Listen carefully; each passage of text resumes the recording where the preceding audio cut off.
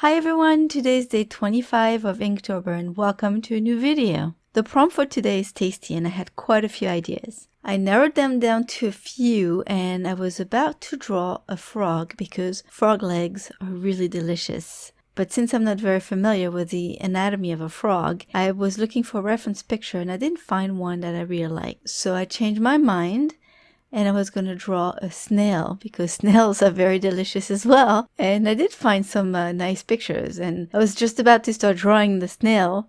And then I realized, it's probably going to gross out a few of you and I'm going to end up with lots of dislike, little thumbs down. So I went the more traditional way and I opted for lobster because lobsters are also very delicious. I found a really nice photo of a lobster and I drew it. And this time I wanted to add the liquid ink first and use the fine liner later, maybe if it needed it.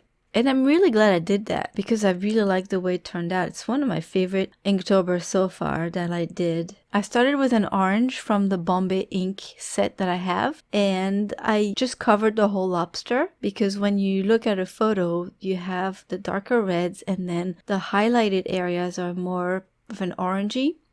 So I started with this, and then since my set sadly does not have any reds, I might have to buy the other set to get some reds. I used some Daler-Rowney FW ink, a flame red, and I put that in the darker areas.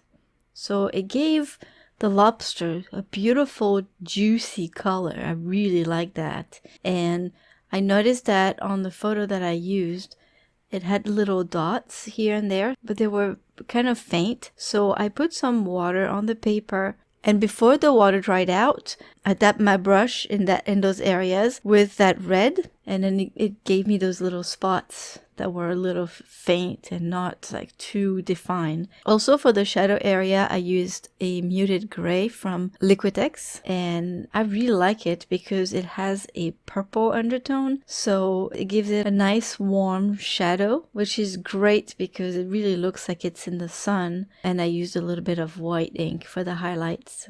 But I did end up wanting to use the fine liner to give it more of an illustration look.